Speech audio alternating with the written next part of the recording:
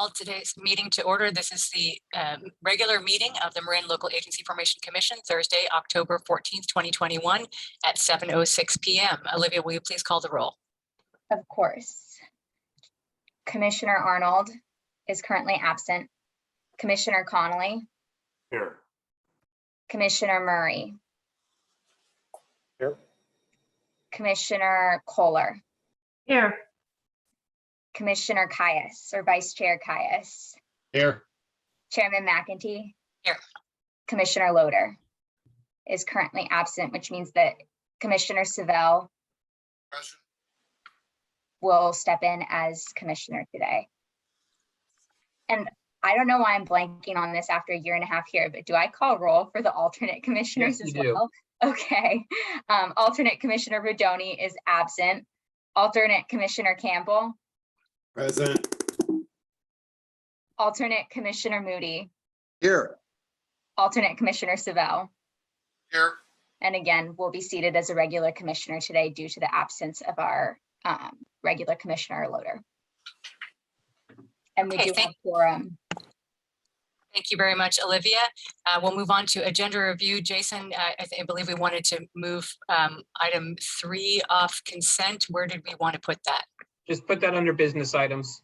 Okay, so that would go, let's see, that would just become before what's currently listed as item number 5. Sure. Okay. Does anyone have any other, does any commissioner have any other changes for the agenda? Is there any public comment? No hands are raised, no emails received. Okay, do I have a motion to approve the agenda? I'll make the motion to approve the agenda for tonight. With the previously mentioned change in order, taking item 3 off the consent. I'll second that. Okay, moved and seconded. Olivia, will you call the roll, please? Commissioner Murray, Aye. Commissioner Connolly, Aye. Commissioner Savell, Aye. Commissioner Kohler, Aye. Vice Chair Caius, Aye. Chairman McEntee. Aye. Motion passes. Thank you, Olivia. We'll now move to public open time. This portion of the meeting is reserved for persons desiring to address the commission on any matter not on the current agenda. All statements that require a response will be referred to staff for reply in writing or will be placed on the commission's agenda for consideration at a later meeting. Speakers are limited to 3 minutes. Are there any speakers for public open time? We have no hands raised and no emails received. Okay, so seeing none, we will close public open time and move on to the consent calendar. Do any commissioners wish to pull an item from consent? And that would be item 1 and item 2. I'll move consent. Okay, so hold on to that for a second. Are there any public comments? Does any member of the public wish to pull any item from consent? No hands raised, no emails received. Okay, we'll close public comment. We've got a motion in a second. Olivia, would you please call the roll unless anyone has any further comment? Can I clarify the second just for my own record keeping? I believe it was moved by Commissioner Murray and seconded by Vice Chair Caius. Is that Okay. correct? Perfect. Then for the roll, Commissioner Murray, Aye. Commissioner Connolly, Aye. Commissioner Kohler, Aye. Commissioner Savell, Aye. Vice Chair Caius, Aye. Chairman McEntee. Aye. Motion passes. Thank you very much. We'll now move to our public hearing item number 4, approval of resolution 21-17, annexation of 1996 Novato Boulevard to Novato Sanitary District. Jason, will you please get the staff report? I will always yield to our junior analyst who handles our applications at this point. Of course. So Marin LAFCO received this application from applicant Leo Del Toro requesting to annex approximately 1.1 acres in the city of Novato off of septic. The affected territory is incorporated within the city of Novato's boundaries, which means that no issues with the urban growth boundary are present. And the parcel has a situs address of 1996 Novato. The proposal, as stated by the applicant in their application materials, is for connection to the sanitary district to support growth on the property from 1 dwelling unit to 3 dwelling units. Just for clarification, the applicant does intend to eventually split the parcel into 3 APNs, but for now, the parcel, one parcel, and that entire parcel is what will be annexed. district. Olivia, I don't know whether everybody else saw, there was just a couple of hangups in the middle of what you said. I think we were able to kind of understand what you were saying, but just kind of keep an eye on Okay, good to know. Thank you. the connection there. Are there any questions from the commission before we move on to the applicant and then go to public comment? Yes, Commissioner Murray. So Olivia, you may have mentioned it, but is this subject to the dual annexation policy? Are they accepting that? Jason, It's already in the city, so there's no dual Okay. annexation necessary. All right, thank you. Got a question.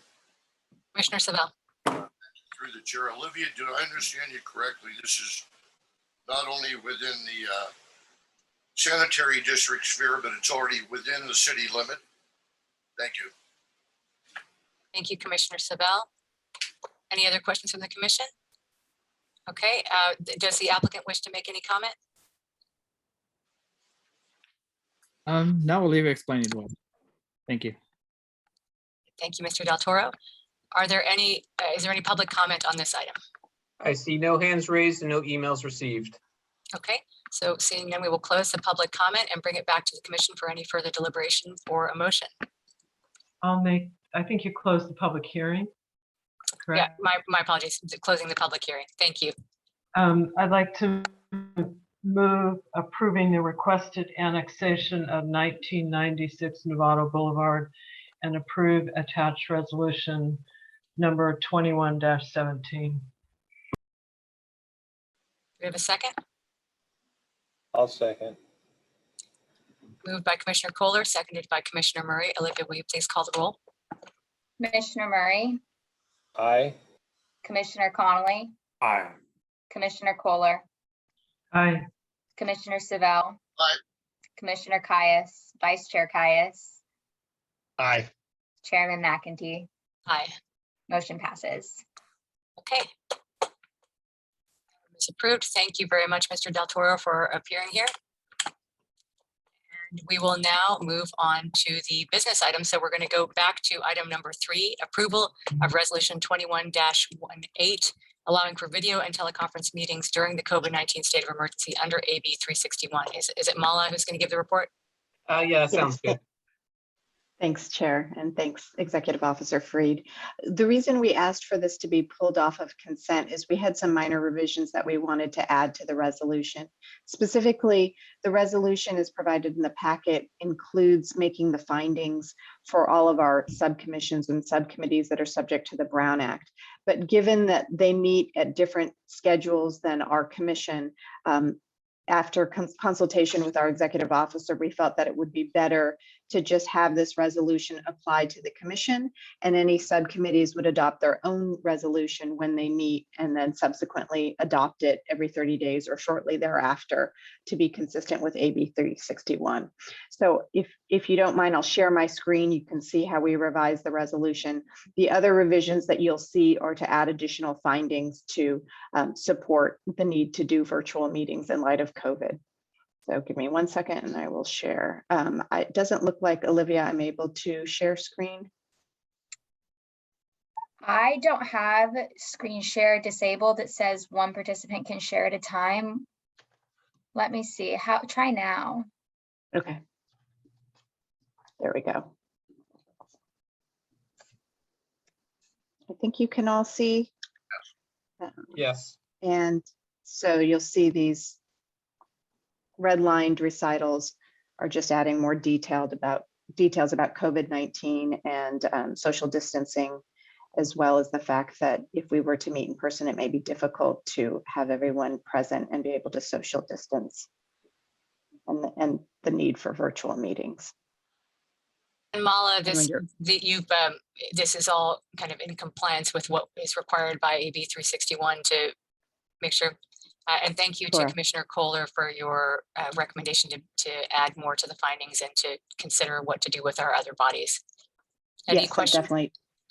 Thank you. I was just going to say thank you. It definitely came up from Commissioner Kohler's comments. And I'll just move the resolution slightly. You can see that I deleted the reference to having this resolution and findings apply to our other legislative bodies. Can you, explain again why we want to do that? So originally the thought was we'd have the commission adopt this resolution on behalf of all our Brown Act bodies, but under AB 361, we're required to adopt this, at least make the findings, and most agencies are doing so by adopting a resolution every 30 days. And we, as you know, meet every other month. These commissions meet at different times and may meet more frequently. So it was presenting a little bit of a problem. It may have required the commission to meet within 30 days just to adopt a new resolution. So in consultation with the executive officer, we felt that it would be easier to just have each legislative body adopt their own resolution and not have to have the commission unnecessarily meet just to adopt a new resolution every 30 days. So if you sit on one of these standing committees that are subject to the Brown Act, you may be adopting your own similar resolution in the near future. I can stop sharing screen if that's okay, if everyone's had a chance to review this. Thanks for making those changes, Mala. Any other questions from the commission? I have a couple of questions from Ala, just more curiosity and other support. What was your source for the language in the resolution that you're presenting? And I ask that because this is the 2-page resolution that the SASM board is using, or going to use, that was sent to me for review. And I would have thought that all of the resolutions would be similar in terms of language and whatever. And I kind of think this one with SASM is excessive. And so, Mal, I'm just kind of curious how we're able to get by with a resolution that has 5 or 6 whereases, and this one has, 15 whereases. It's a great question. I kept our resolution lean. Commissioner Kohler asked for additional findings, but or recitals. The only requirement that be made is the findings that you see listed at the the last paragraph of our resolution. So all the recitals give the background information. I think it's important, since we're relying on local officials' recommendations, to state the local officials' recommendations. But I think, I've drafted these for several agencies. I've seen various agencies, how they're handling them. I think there's a wide range. I think you can see multiple pages, or you can see a small amount, but the critical part are making those findings and having information to support those findings. So I think having the details that the governor called the state of emergency and details about what the local officials are recommending, since we're relying on their recommendation for social distancing, are good to have in the recitals. And then if you'd like more, we added more information, and it sounds like your special district added more than that. It's really a preference at that point. Yeah, I'm not asking that we add more. And in fact, I think Barbara's additions were fine, so I support those. I just if anything, I would take what we're using tonight and tell my general manager at SASM to use the shorter form as opposed to 2 pages worth. But that's different issue. So thank you. Thank you very much, Vice Chair Kais, and Commissioner Murray had his hand up. Thank you, Chairman. So, Mala, I just was wondering, is there a boilerplate for ad hoc and or subcommittees? It might be good if there's not something, that just have that available. Are we kind of following this one resolution and just kind of reconfirming that every 30 days? So you're shaking your head, sounds like that's right. So our commission, the next time we meet, we'll update the dates, and presuming that the Marin County Director of Health still is recommending this, it'll really be a matter of just updating the dates. And then for the subcommittees, it'll be just changing the resolution to reference the subcommittees, making the findings as opposed to the commission. So this will be kind of the template resolution that'll be used for all of our committees, and will be used at your next meeting, presuming the social distancing recommendations are still there. Okay, and then just a couple more things on this new state law. Do the ad hoc and subcommittee meetings need to be available remotely to the public if they want to participate? And the second part of that too is just any posting or noticing requirements that are unique to this.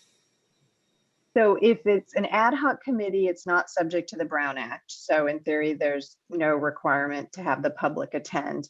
But for our standing committees, we would have the traditional noticing that we have for our regular meetings, which is we post it online, we post it, I think, Jason, I don't know what our location is if we're posting it at our offices, but we have a physical location that we post, the website that we post, and then we do, we'll continue to meet via Zoom is what I presume, since that's the platform we've been using for the last year and a half. Okay, so for those subcommittees, then the public can participate, just drop in on those Zoom calls. Exactly. Okay, thank you. Just like this meeting is. Good questions, Commissioner Murray. Thank you. Any further questions from the commission?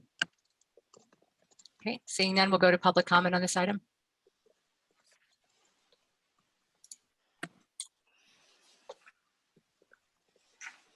Any public comment? Yeah, sorry, there are no emails received and no hands raised. Okay, so we'll close the public comment and bring it back to the commission for a deliberation or a motion. I make a motion then that we pass resolution 21-18 as amended by Barbara. And that's it. I make the motion. I think we might, just a friendly amendment, I would say as amended, not necessarily with my name. I think our attorney did those amendments, so I would second it. Thank you. Olivia, will you please call the roll? Commissioner Murray, Aye. Commissioner Connolly, Aye. Commissioner Kohler, Aye. Commissioner Stivell, Aye. Vice Chair Caius, Aye. Chairman McEntee. Aye. Motion passes. Okay, we will now move to business item number 5, approval of fiscal year 1920 audit and authorization for fiscal year 2021 audit. Jason Fried, your executive officer. Tonight, I'm going to have Shannon start off the presentation. She was our auditor for this.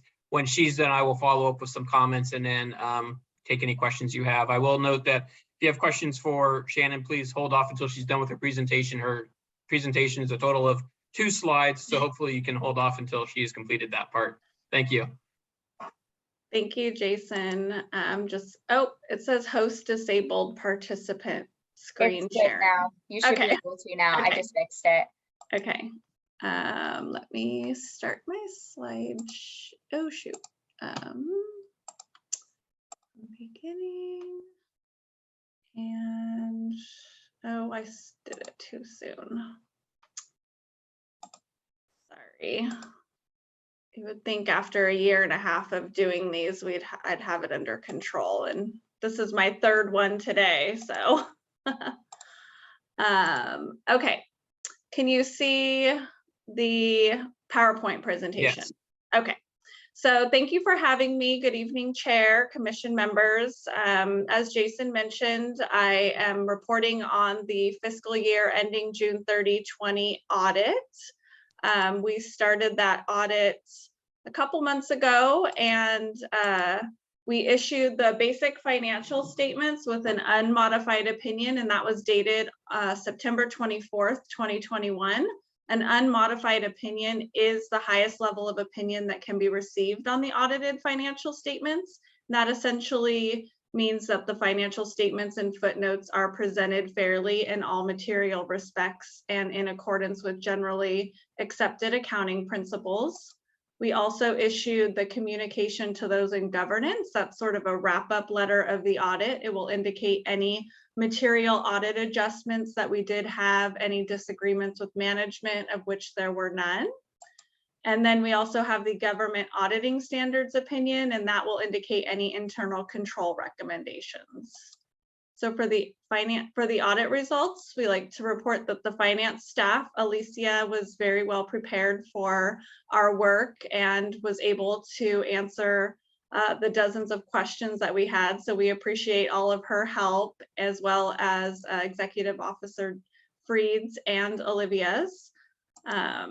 We did have 4 material journal entries detected as a result of the audit procedures. Those would be detailed out in the communication to those in governance letter.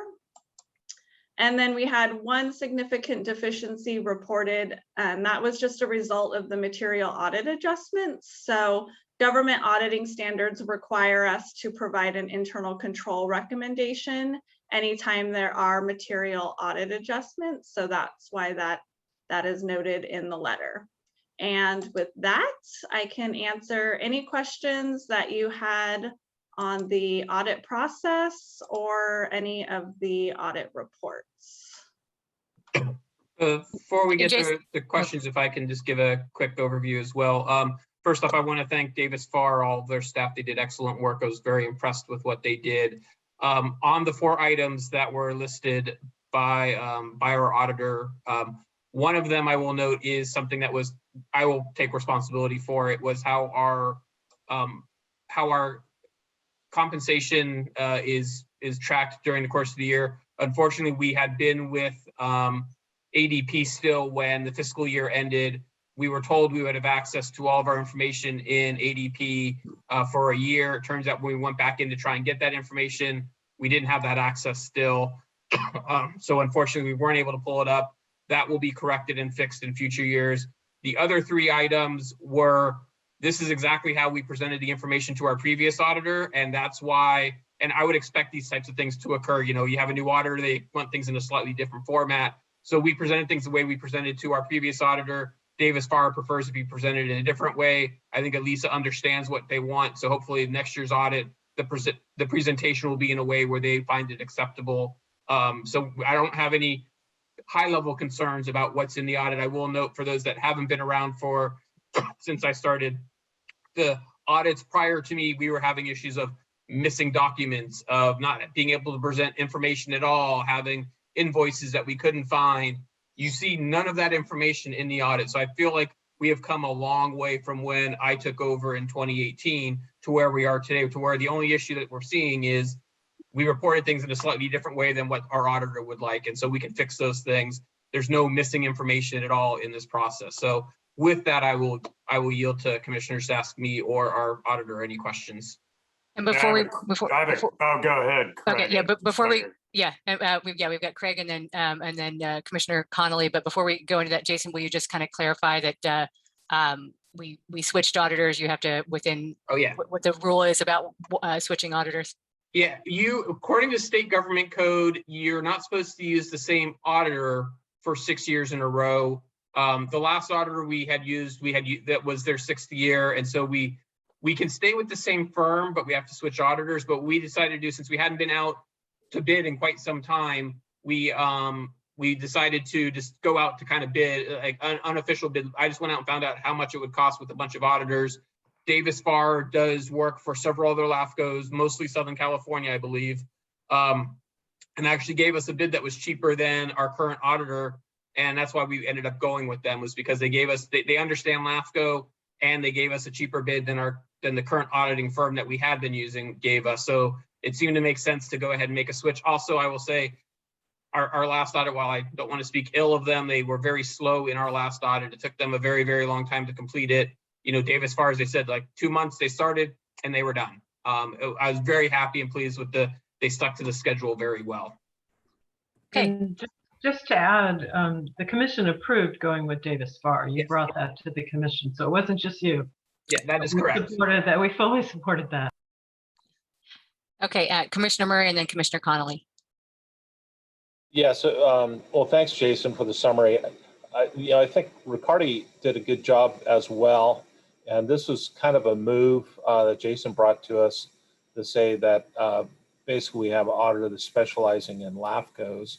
So really the question maybe back to Shannon is, since you're specializing in LAFCOs, it's always room for improvement. So it's great you've shown a few things, but if there's anything you'd like to share, we're relatively small LAFCO, so some small changes could be significant. And I think that would be very helpful. Your experience with other LAFCOs and what you would recommend might be very helpful for us as we continually to improve things. So just wanted to hear from Shannon. It doesn't necessarily have to be part of the report, but hey, these are what others are doing. You might want to look at this, and that'd be helpful to hear. Thank you. Yeah, I can appreciate that. So like Executive Officer Freed said, we do specialize in local government auditing, and we have probably half a dozen or more LAFCOs in Southern California. And like he had mentioned, in prior audits, there were several recommendations for improvements in the internal control areas. And we do, on a first-year audit, dive pretty deep into internal controls, interviewing the staff and verifying the information that they tell us. And if we did have any best practice or internal control recommendations, those would be included in the government auditing standards opinion. And for this year, there really was just the internal control recommendation related to the material audit adjustments. And I would concur with everything that Jason said regarding the adjustments. The prior auditor did do things a little differently for the audit for the pension and OPEB entries. So we did bring those up to the GASB standards and have also spoken to Alicia about how to record those going forward. So I don't see that as being an issue. And each year we do incorporate an element of unpredictability in our audit. Since this was the first year, we're not required to do that, but subsequent years we will do that. And there may be some recommendations that might come up as a result of those unpredictability tests. And as always, we're open to any suggestions that the commission has as far as areas that there might be concerns. So at the beginning, the planning stages of each audit, we send these communication to those in governance planning letter, and that will have my information in there to directly contact me if anyone does have concerns or would like anything specific to be looked at, and we can take those into consideration and then report at them once the audit is complete. But as far as this year goes, there were no other best practice recommendations, and if we had them, we definitely would have noted them in the letter for you. So I would say it was a rather smooth audit for being a first year and you know, our first time working with the team. So with that being said, I don't have anything else to add. Thanks, Shannon. You know, you mentioned the pension and OPED, so we're trying to break away from kind of the county areas, and Jason's kind of focusing on that, bring things forward. So that's good. You focused on that and some of the new GASB requirements as well. But thank you for the summary. Yes. Commissioner Connolly? Yeah, Shannon kind of answered the question. I mean, I did notice the pension reporting issue as it was flagged, and my question was going to be, you know, did that result in any recommendations in effect for changes in internal controls? But Shannon, I think you more or less answered the question, but I don't know if you have anything more specific to add on that aspect. No, I will say that those entries are complicated, and although, you know, the standard for pension has been out for 7 years, we still have large city clients that make errors on those entries as well. So it's always an area that we're going to look into in detail to ensure that those entries are correct and in accordance with the government auditing standards. So Alicia has been very willing to take any advice or instruction related to those entries, and I feel that she will probably send them to us to do a once over before we start the audit, which we're entirely okay with and prefer, so that we don't have these issues come up during the audit. And with that, I don't think there's really anything additional to add as far as internal controls go. Jason, is this an Elisa issue, or is this a Kathy issue in terms of the calculations for OPEBs? And It's from what I understand, it's how Elisa puts in information into our books and how then Davis Farr pulls it out. As was mentioned by Shannon, it's a very complicated thing, and Elisa even mentioned it to me and said she will do her best to make sure it is 100% correct when she presents it. But as Shannon said, it's common to have errors in those things. It's because they are so complicated. So that's one of the good reasons why you have an auditor, is they're there to help verify what you've done is correct, so you're getting the information in correctly. So my hope is that while it may not my hope is it's 100% perfect. Reality is there may be some small errors or small things that need to be fixed. And that's kind of from what I understand, and Shannon can correct me on this, it's kind of an acceptable practice within the auditing world that like you present your best paid things and then the auditor will help adjust things. I think RJ did a lot more work on the adjustment and didn't say anything to anybody that they were doing that adjustment, where Shannon's like, we want that stuff adjusted before you present it to us in a better format. So it's just a matter of how auditors work. And we're perfectly fine trying to do what we can to get it to the point where it should be at either which way. Yeah, so it wasn't anything that was from the actuarial numbers. It was just some more routine thing. Correct. Okay. Yes. Any other questions from the commission? Is there any public comment on this item? There are no hands raised and no emails received. And I forgot to mention in my initial report, what we're asking for tonight is for you to accept and file, unless you have any comments or anything else, the current year's audit, and then also to authorize me to enter into an agreement with Davis Farr to do the fiscal year that just ended, do their audit, where we actually got ourselves, Davis Farr got us caught up to the point where we're actually ready to start the next one. And they've already got us geared up if you guys approve continuing to use them for another year, which would be staff's recommendation. Can I ask one last question? Just, sorry, Brett, Madam Chair. So we have like a 2-year budget. Is there any auditing principles in relation to that, or Shannon, any comment in relation to that? We don't do 2-year budgets here. We do 1-year budgets. Okay, I thought we were projecting, Jason, beyond. We do some stuff where we take carry forward money, unused money from current years and use it to help fund the following year, but that's not 2-year budgeting. That's just taking excess money and using it to help cover costs in future years. Okay, my correction. So we're still set at a 1 year. And yes. Shannon, are you seeing other LAFCOs going into a longer term budgeting, or in regards to auditing, everybody's kind of set with a 1 year? No, I think most are doing a 1-year budget. I haven't seen any that are 2 years. Okay, thank you. We already do public comment on this? Yes. Okay. All right. So then, and the request is to, again, can you repeat the request? Is to make the motion. I can do it. Okay.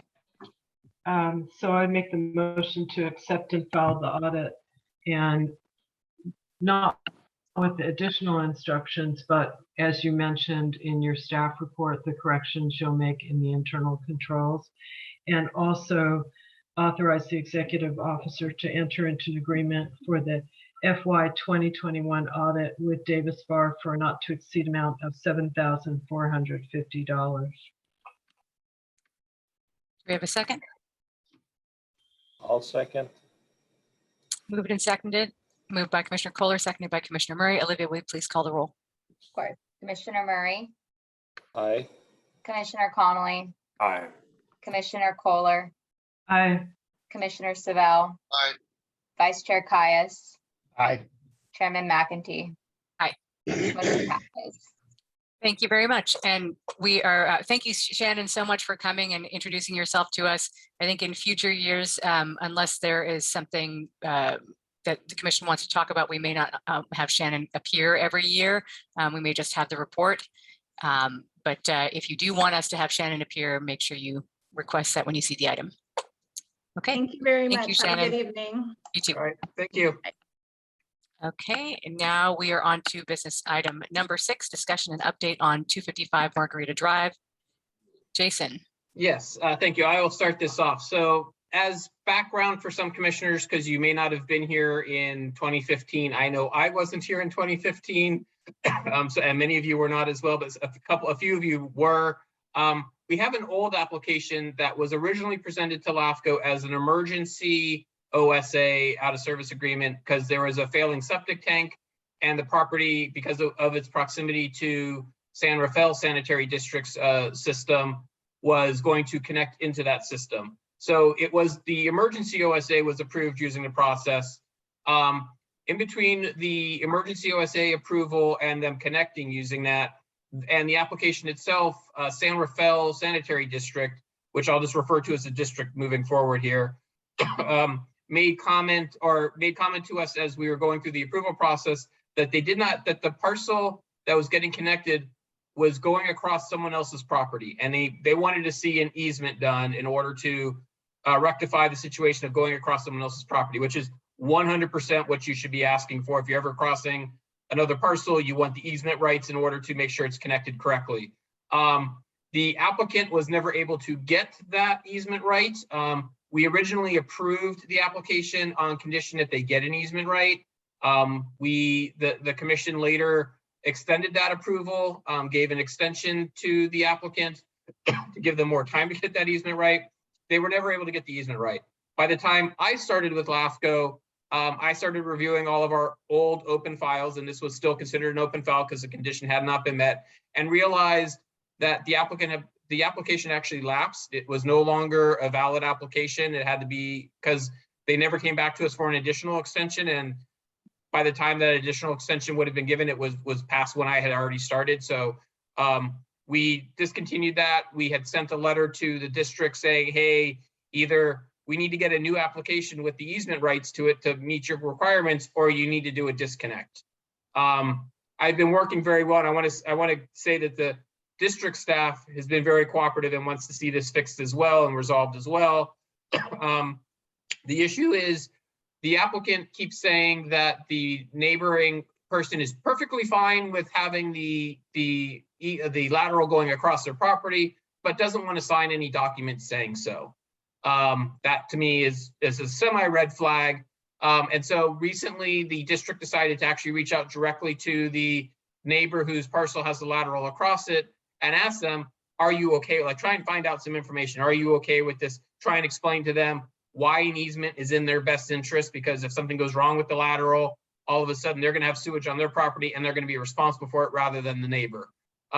So the district has been trying over time, and every few months I check in with them. It's been a slow process. That during COVID they had they were just backlogged with a lot of other things, and their city attorney who was handling the item who was helping them handle the item left, and they had to bring on a new city attorney and get them up to speed. So we're getting to a point, however, where it's several years past. At what point in time does LAFCO decide to put down the hammer and stop being nice about things? And so Mala and I wanted to bring this to the commission to have a discussion about what is it the commission wants to do. If we could ignore the issue and just pretend like it doesn't exist and just close the file off and forget about it and just let the connection exist. We could take, the other extreme is take legal action against the district.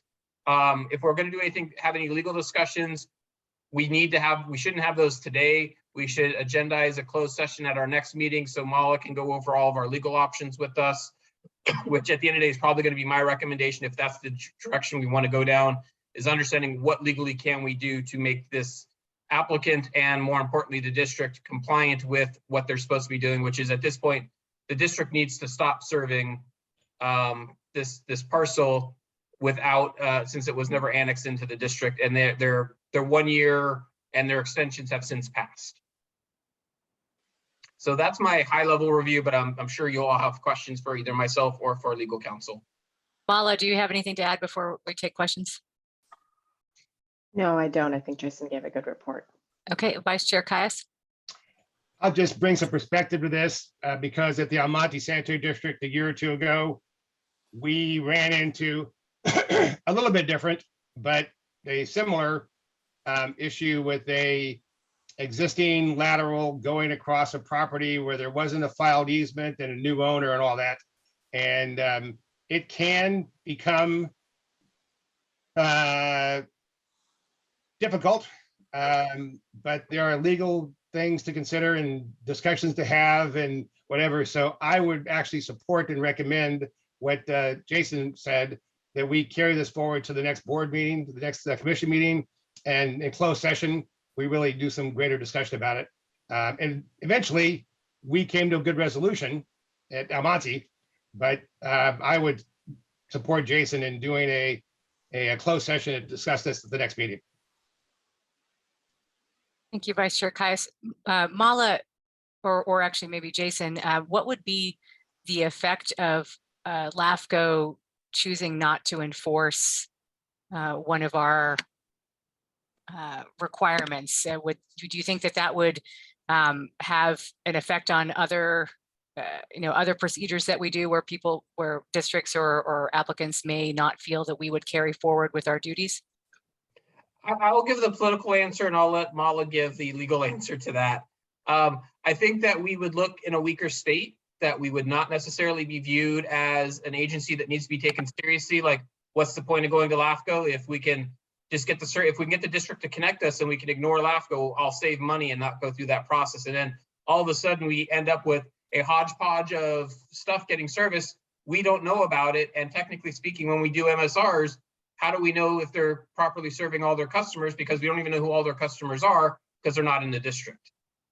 And they're nowhere are they listed where we would know, oh, instead of you have enough capacity to handle 100 homes, but it turns out with all your illegal hookups, you've got 120 homes. We wouldn't know that because because so many illegal hookups exist. I'll let Mala answer any legal side stuff she might have.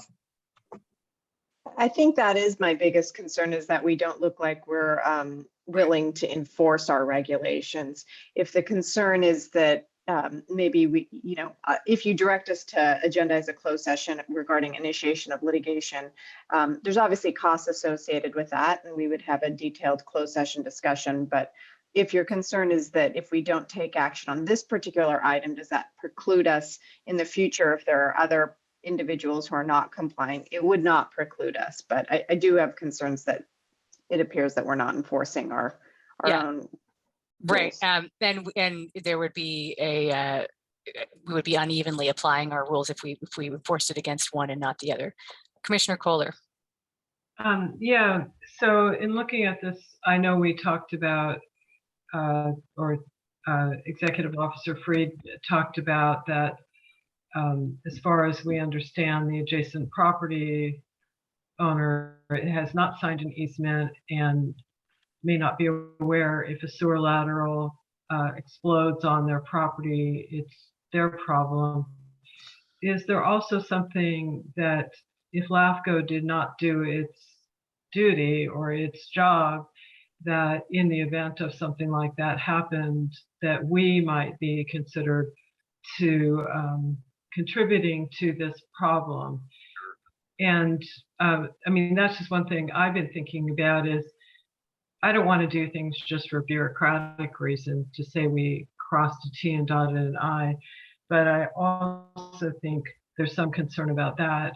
And also in looking at the record, the last letter was sent December 2018, giving them a due date of January 2019.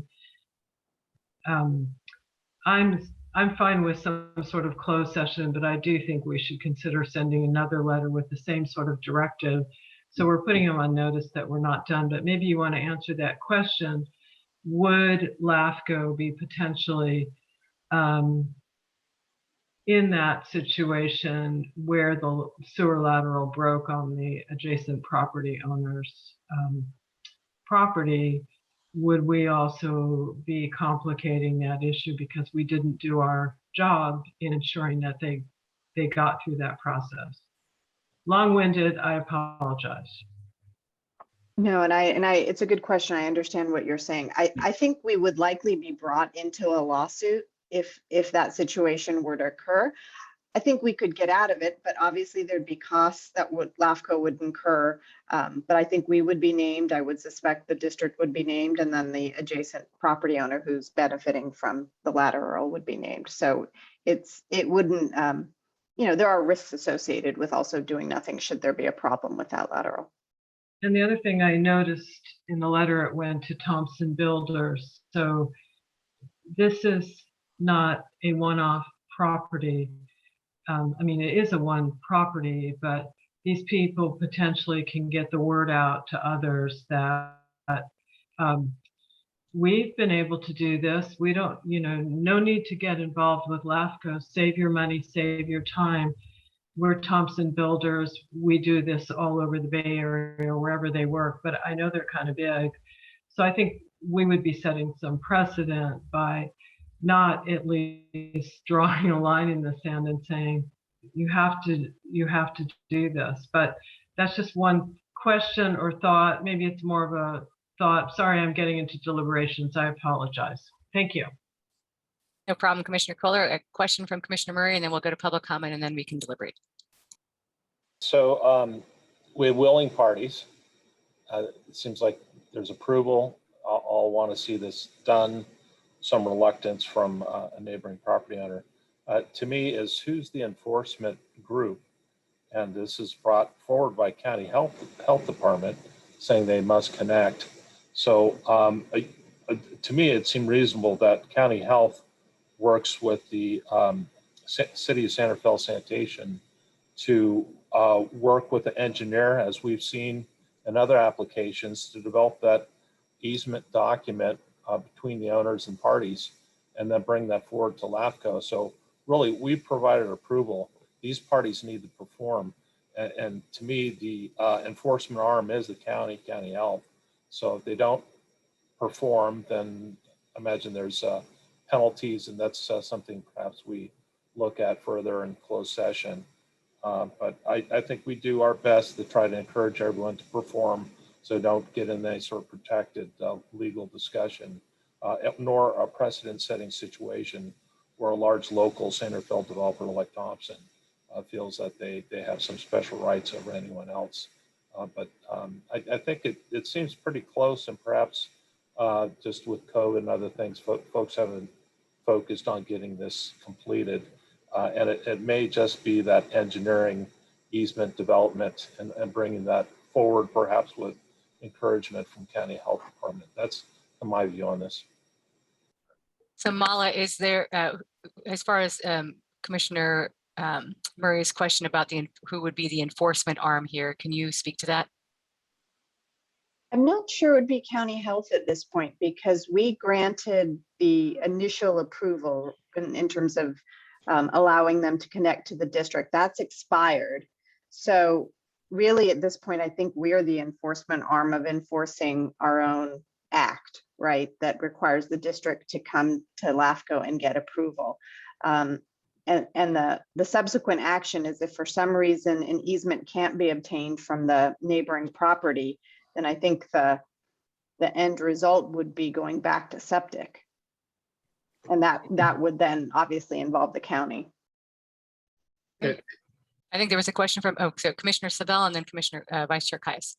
Yeah, I just like to say I concur with everything I've heard. And my perspective is I always like to work out things if I can for the district and the applicant. But given the long history on the status of this application and how many extensions there's been, I think LAFCO has already been sufficiently proactive, generous, and patient. And there's no question it's got to be resolved and brought to proper closure.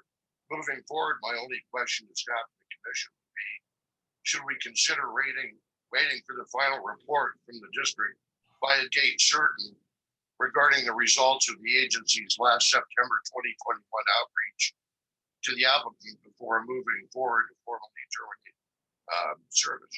Thank you. Thank you, Commissioner Vice Chair Caius. Back to taking this in closed session.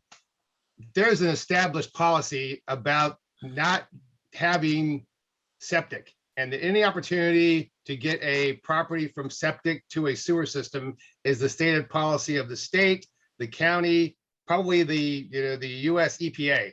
And so this concept of going back from having to connect the sewer connection to a septic is not even something to consider. But again, that's something we can talk about in closed session. We got legal counsel, we can discuss it openly, but that's not even accepted.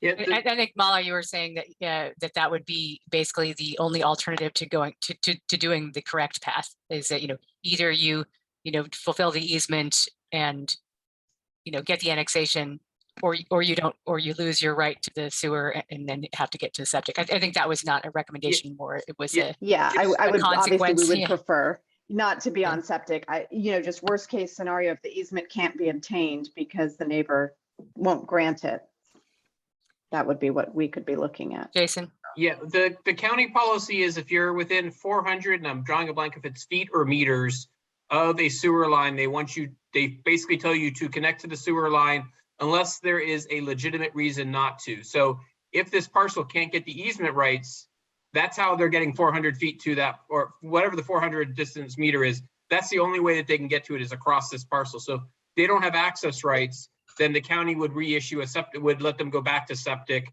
at that point, because they don't have the ability to connect to a sewer line in any way, in any reasonable fashion. Well, and we wouldn't count if they did not attempt to get the easement. If there was some attempt to get the easement and there was a there A was failure to get resistance. it would be Yeah. a failure to get the easement, which is what the case isn't right now. It's a failure to get the easement. Yeah, okay. Any further questions before we go to public comment? Okay, is there any public comment on this item? There are no hands raised and no emails received.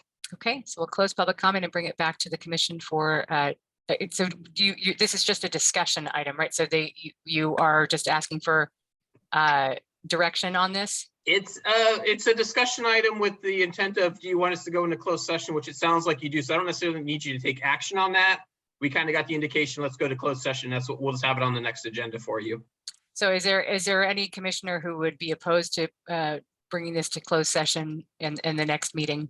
Unless the item is already resolved in between. Yes, Commissioner Kohler. I'm not opposed to it. I'm just wondering if it's worthwhile to send one more letter to just and say we'll be looking at other options if they don't move forward.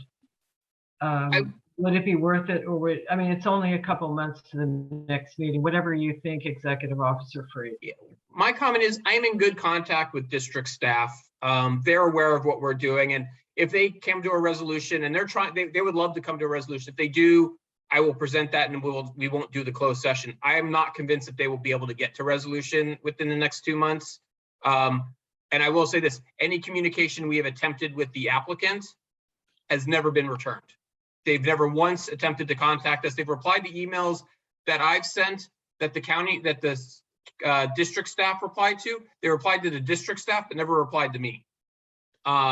So it's rather clear that the applicant has no interest in ever talking to LAFCO again, and the district staff's doing what it can. So I think I don't think we can send another letter if you want to and still have the meeting. I just don't think the letter in and of itself, I'm already communicating with the district. They know what's going on. Executive Officer Freed, I think, are you, if I understand it, by us indicating our willingness to take this into closed session, it indicates that we are willing to potentially move forward on some sort of legal action, and then maybe that would be an enticement to that the applicant or the district may want to avoid. Is that? Yes, that would be a good indication to them that we're taking this seriously and that they need to start doing the same if they're not already.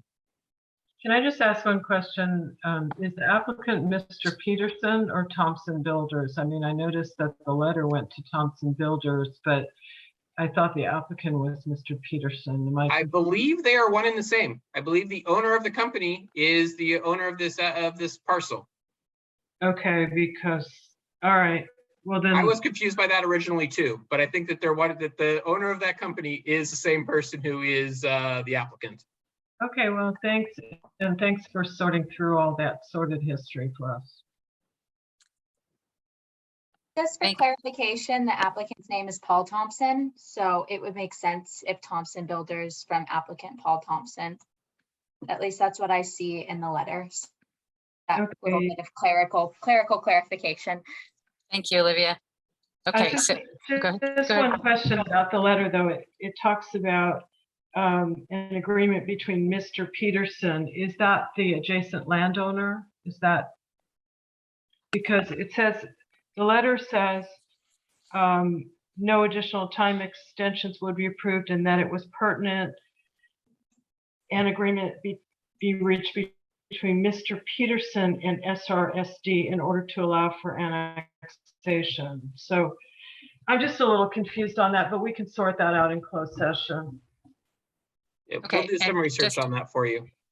And it does look like there is no objection among the commission to bringing this back in closed session for the next meeting, assuming it's not resolved before then. Okay, do you have sufficient direction then? Yes. Okay. So then we will move on to item number 7, report out from the ad hoc committee on the post MSR work. Jason, did you want to report out, or do we want to have Commissioner Kohler or Vice Chair Caius I would always yield to one of the commissioners to go first. So I think we came to a conclusion that's kind of represented in the staff report, but when we did it, I think Barbara, you had some specific thoughts about it. So if you'd like to, kind of express the general ideas and where we are with it, that'd be fine with me. Okay, excellent. Thank you, Vice Chair Caius. So the conclusion is, maybe this is a little clarification to the conclusion that's in the staff report, is that what we realized is that it would be very limited circumstances where we would need to create a legislative body, which of course would be subject to the Brown Act. But what we decided that the ways we would determine in this is a variety of ways. It may have to deal with the topic in general. And a good example of that is the Marin City Incorporation and the financial analysis.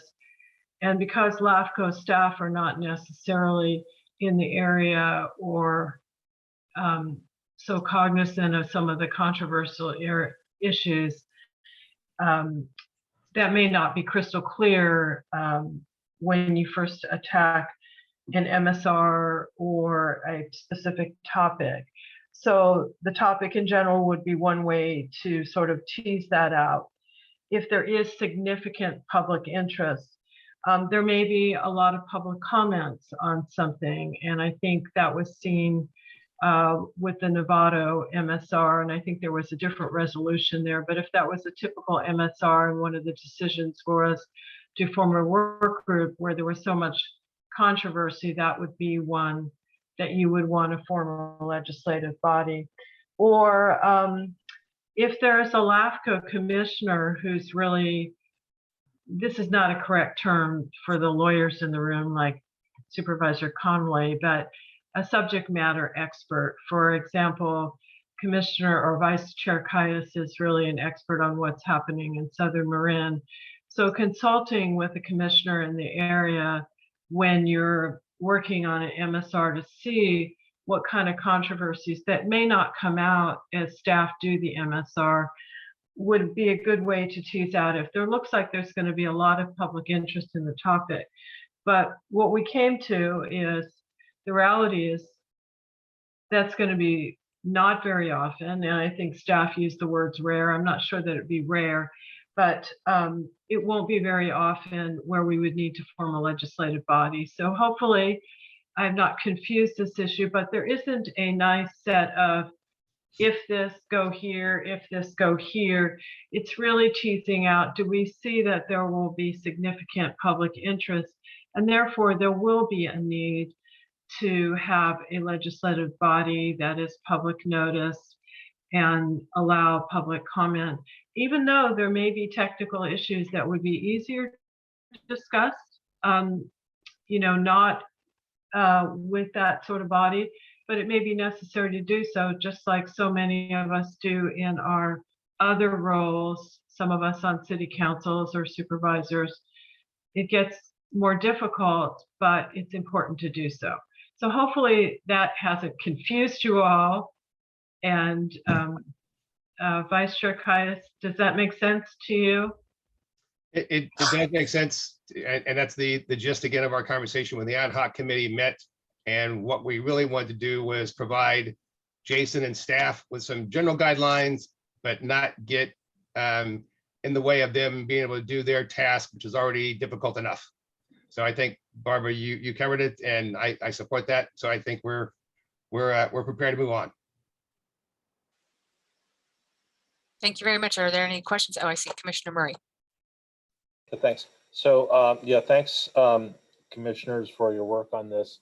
One of the things we've talked about in terms of post MSR work is actionable items. So I was just curious, did you discuss that or any process here in Marin LAFCO on post MSRs and focusing on actionable items? One, particularly in Southern Marin, that kind of has come up was the example would be Mirror Beach water and the wells, and kind of a lack of detail and responsiveness from folks that could affect people's public health. So just curious if you kind of drilled down or had time to review kind of the next steps. I know there's a lot of focus on Marin City and what's in front of us, but kind of a more global review in terms of the structure of the post MSRs. We did not discuss anything where we were trying to get ahead of the process and make, anticipatory judgments about what appropriate action would be. So no, we did not discuss, West Marin, Southern Marin, Marin City, whatever specific issues that wasn't within the scope of what we felt was necessary. And again, that would have been inappropriate to make those judgments without having information about them. So Craig, we didn't do that. I think Commissioner Murray, you're asking about what were you asking about specifics, or were you asking about other actions that might result in an MSR besides the creation of a legislative body? Is that what you're asking? Yeah, I think it's recommendations to the board as a whole in terms of post MSR work and how to make things better, particularly in setting up things for the next MSR process. So we've talked about this a little bit before too, about transitioning from a prior, so 5 years out, then what are those items really to focus in on that appear to be weaknesses, and the strength in those areas under review. And it's also kind of like a working order for whoever's going to be working on it 5 years in advance in terms of that post MSR, rather than just a very specific legislative body relation to a group that wants to incorporate. So yeah, sorry, go ahead, Jay. Yeah, so just as a reminder, the ad hoc committee was given a very restrictive area to focus on. It was to focus on, from a general concept perspective, because of the discussions we had around Brown Act and how we had been doing post MSR work in the past, what should we be doing in the future? And so the committee focused, and I agree, Commissioner Kohler put in much more detail than what I did in my staff report, which is how we're going to come about when we're deciding, should, like in your example, should Muir Beach be doing something? When we're done with the West Marin MSR, we will be coming out with a recommendation, and it may be that we need to form a working group, or that we need to form just more of a informational group that I work with to help figure out how to solve the problem. That's all we were doing, is the concept, not an individual. Like, we took some examples that have occurred in the past to say, how would we handle it, and like to try and figure out how to do things. But our goal wasn't to focus on individual projects, but rather the big picture concept, which is what the commission asked us to do, or asked, I should say, them to do. I was sitting in on that meeting when they were talking about it. Right. And I think I just want to add to that, Jason, I think that really helps, is I only provided some examples because we were looking back at what we had done in previous cases to say, would we have done it differently? So know that there was no extension to looking at an MSR that'll be done this year, next year. It was really just general guidance as to how to proceed. And the bottom line is, it came out where there's significant public interest, then it probably will make sense to form a legislative body. So it's kind of a simple thing, and that's what we were doing. So thanks for asking those questions, and thanks. Vice Chair Caius did a great job, as did Executive Officer Freed in our small meeting. Okay, so it sounds like the conclusion was that it's not, it's not like so simple as we always do this, or we sometimes do that. There's some discretion, and the two of you talked about those options and did exactly what we asked you to do. So very much appreciative that of the two of you for taking the time to do that. If there are no other questions, is there any public comment on this item? No hands raised, no emails received. Okay, we'll close the public comment, and there was no action required today unless anyone has does not agree with the analysis of the subcommittee. Does anyone have any? No, nobody has any objections. Okay, so then we will just move forward with that recommendation. Thank you very much to the two of you and to staff for putting that together. I think it was really important for us to daylight this and indicate that we've given it some thought. Okay, so now we will move on to the Executive Officer report. Jason. Excuse me. Sure. As I always do, I will kind of run through these really quickly. If you have anything, please raise your hand, stop me, and I'm happy to answer it. As far as our budget goes, This budget report covers 3 months of our activities, which is about 25% of the year. We've only spent about 18.5% of our budget, so we're in good shape on that front. You will notice that there are a few items, of course, that we're over if you go to the individual line items where we've gone over that amount. But as I stated in the thing, I'm not too concerned about them. Most of them are like one-time payments. They all occur at the same time, beginning of the fiscal year. That's not a big issue. The only one that that will be brought up is our rent storage line item. It's a very small line item. It's $650. We are likely to go over that amount by the end of the year, simply because we did some work early in the year where we had some costs that weren't normal, because Olivia and I went down to the storage place and actually like dug into all the boxes, and that cost us a little extra money to do. So, but we have a very good inventory of what we have now, and that was kind of needed for us. So that line item will technically, at the end of the year, will likely be a few dollars over, but we're talking like $100, which big picture budget isn't that big of a deal for the overall budget. You will notice that there is under agency contributions that we're about $5,500 short. I will add that since we did the staff report, we have gotten the most recent report from the county that $5,500 was basically 2 agencies that hadn't been reported as paying yet. Both of them now are showing up as reported as paying. So we've received 100% of our agency contributions at this point, which makes me very happy because my work is now done for that particular item. We've gotten all of our money, so we can now pay all of our bills for the rest of the year, which is always a good feeling to have. So when you see the next report, you'll actually see that be the full amount, not just a missing over budget. I think we're this year going to be 1 penny difference between what we budgeted and what we collect, because when you start fracturing everything up, you're always a few cents off at the end of the day, but we will be fully funded in that line item. Current and pending proposals, we had 1 item today. You've got a couple of other items that we've received that we have that you'll be seeing at our next meeting in all likelihood. One being a ranch, 4916 Ranch Road, which is unincorporated Tiburon and one of their islands. We're actually doing a dual annexation. The parcels on both sides of them and across the street are in Tiburon. They're kind of that one sticking out little spot. When we get to that, we'll talk to you all about that. And the 800 Corte Madera, which has been a very old, going through the process very slowly thing that deals with Mill Valley and Corte Madera, which we'll get into more details on at the next meeting as well. So look forward to that at the December meeting. Moving on, Cal LAFCO update. They canceled their conference this year just because they didn't have enough people willing to show up and they were going to lose too much money. So they decided to do a virtual business meeting only, which was held already. Unfortunately, our 2 nominations did not get the awards from Cal LAFCO this year. They decided to go with a different commissioner who is very long-standing commissioner, had done stuff with Cal LAFCO in the past, and he's the one that got the award. And then they gave the professional staff person to a Southern California assistant executive officer down in Riverside. So that's who got those 2 awards. If you want to know who got the other awards, I can let you know offline after the meeting. I want to recount. Yeah, I agree with you, but unfortunately, we don't get to do that here. It's not an election; it's a committee that decides. So I think hopefully, just commenting there, I think it's I personally really appreciated the support of the commission in nominating me.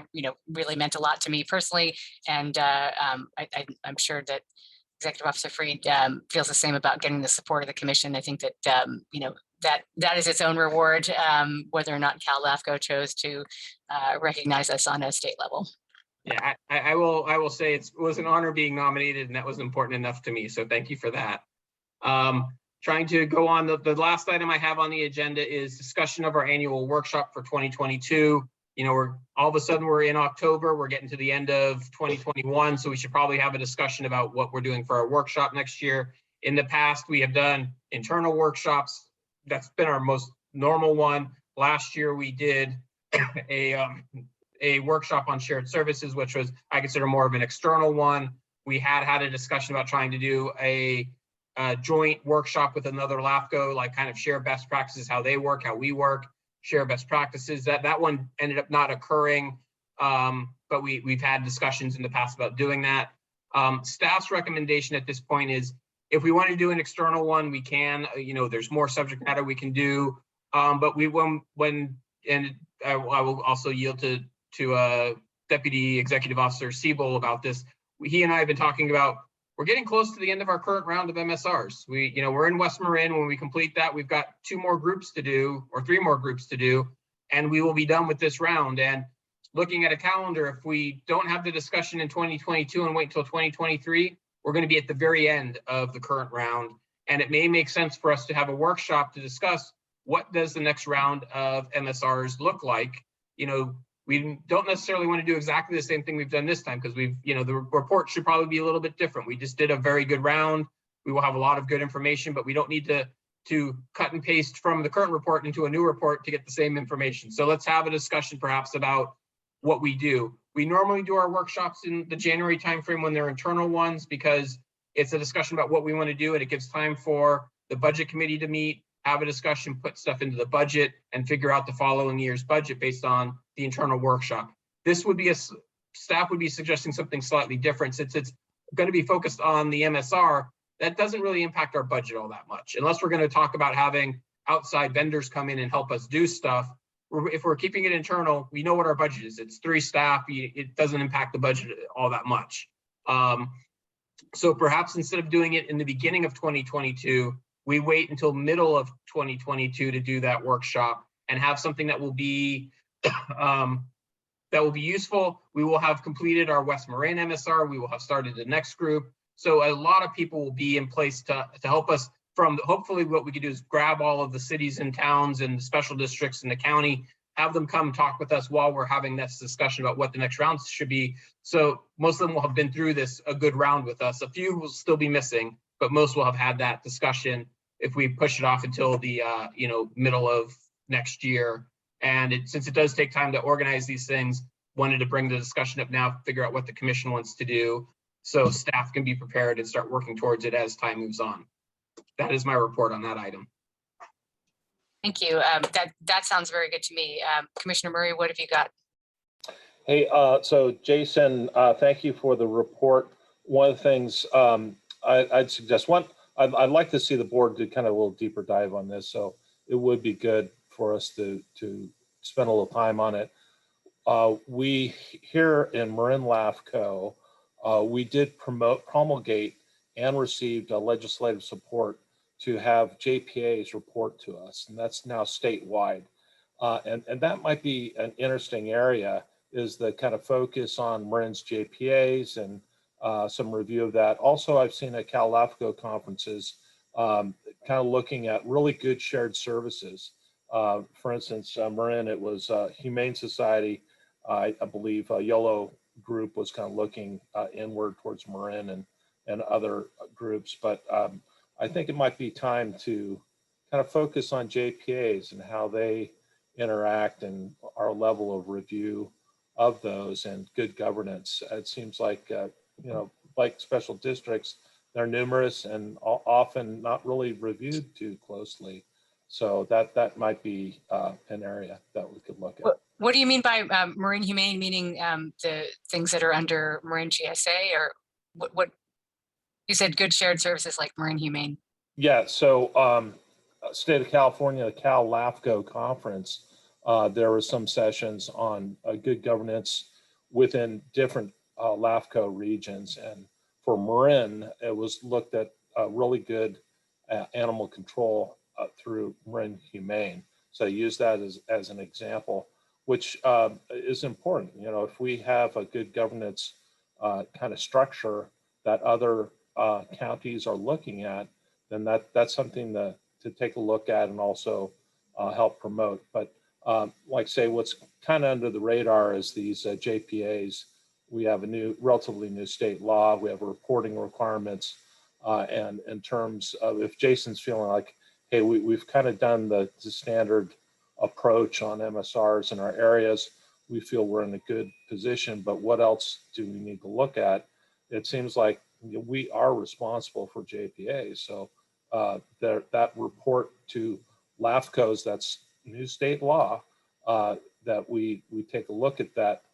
Jason looks like he has some comments on that. Go ahead. Yeah, I'm sorry, Commissioner. I don't mean to cut you off, but I do want to say our only responsibility for JPAs based on that law that was passed is JPA, certain types of JPAs, and the law is not clear on which ones they are, need to file their organizing documents with us. That's the only oversight we have with them. We have zero oversight beyond that, with the exception of some very limited JPAs that deal with like police and fire, because they are essential services that cities provide. And so because we're looking at the city service, we look at the JPA through because of the city.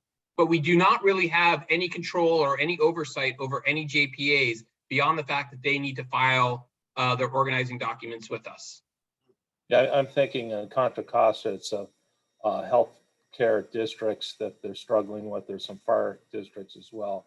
Sonoma County with the numerous volunteer fire districts. So more of districts that may have been, JPAs that may have been formed for financing entities and might not necessarily being continue to be served in the best public interest.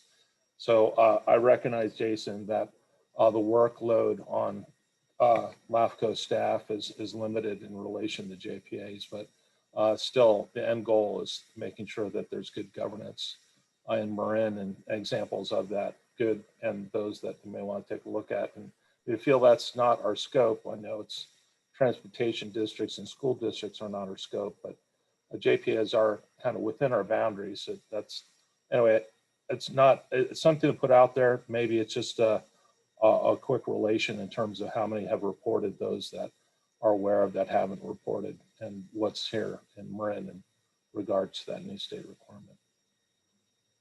Thank you. Commissioner Kohler.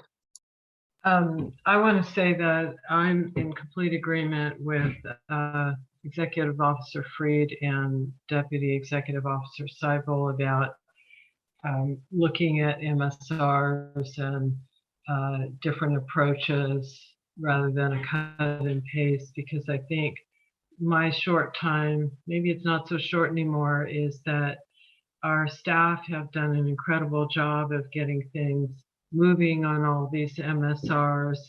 And I think it is an opportunity for us to look at, can we improve on them? And I would also say, you know, the JPA issue is something the grand jury has looked at. I don't really think that is timely for us. That might be something in the future to talk about, but I think it really is a good opportunity, since we have a new deputy executive officer. We have our clerk and junior analyst really coming up very quickly in her skill set. I think it's really an opportunity for us to say, you know, we can put our stamp on something that is a little more creative, innovative, and build off of the great MSRs that have been done. So that's kind of my 2 cents. I like the idea of how we can move forward, and I like the idea of doing it more in the middle of the year rather than early in the beginning of the year. So there you go. Thank you. Thank you, Commissioner Kohler. Yeah, I think that would be a good use of our time, and really build on, as Commissioner Kohler said, all of the great work that staff has done in the last few years to kind of get us to this point. And we are going to be continuing on the countywide fire study that our clerk junior analyst Olivia has been working on, which is going to be kind of the first of its kind on the sort of MSR 2.0 type level that we've been able to do. And this is our opportunity to, you know, look at what would be useful going forward. You know, we made a big point to put together reports that are going to be value added, that are going to help the agencies, you know, do more, as well as providing that oversight to the public. And this is our opportunity to really have that strategic discussion. So Executive Officer Freed, were you thinking that this would be a half day or a full day workshop? Any thoughts? Yeah, I mean, my thought would be probably, I always try and keep these to a half day or less. I'd want to like once I got things, Jared and I could like sit down and like start planning it out. The other thing we need to figure out is, do we need to find a outside person to come and facilitate? Unfortunately, our person who used to facilitate our stuff has passed away, so he's clearly no longer available to be used. So the question is, do we need to get a facilitator, or is it something that we just Jared and I or Olivia can, kind of run without that outside facility. So there's just a lot of things we need to figure out. This is just the early question of, what do we want to do so staff can start figuring out and present something in the future, like here's what our plan is, and make sure the commission's on board with it. Yep, I appreciate you bringing it to us this far in advance so we can kind of make that call. Commissioner Murray. So Commissioner Kohler brought up the situation with the grand jury, and that is basically, there's two watchdogs in Marin County. It's the grand jury and LAFCO. So I'm not sure if we've ever kind of interacted directly or coordinated with the grand jury, but that might be something, at least topically, there may be a feeling amongst the board, just like JPA's, is, hey, that's not kind of within our sweet spot, things we don't really deal with. They deal with things on their own. But again, in California and LAFCOs, those are kind of the watchdog groups, and it might be of interest, like the last session where we had school districts and others that we normally don't deal with and that are not within our scope, that we kind of continue that trend, and maybe as Commissioner Kohler brought up, maybe connect with those groups too. I believe we have in the past, every year there's a new grand jury. I believe in the past we have somewhat attempted to connect. They do have a very different slant on how they do things than we do. We have more specific directive, whereas their purview is a little more open. And Jason, I don't know whether you've connected with the staff over there, but I believe we have made some attempt in the past. Yeah, I mean, staff, the grand jury, like when we had every time we have a workshop, whether it's internal or last year's external, the grand jury has always been invited. I actually think we got a few grand jury members attending the workshop, and there was some interest there. While I can't say what I talk about, I'm pretty much called in front of the grand jury every single year because they have questions about something. So I go and do those as well. So we are in communications with the grand jury on to the degree they want to incorporate us, they incorporate us, but we don't, luckily, in some ways, we haven't been part of any grand jury reports because generally it's not a good thing when you're part of one of them. Okay, any further comments from the commission? Any public comment on the executive officer report? There are no hands raised, no emails received. Okay, close public comment. Any commissioner announcements or requests? Seeing none, we will go ahead and adjourn to the next meeting, December 9th, 2021 at 7 p.m. Thank you very much. Thank you, everybody. Hi, everybody.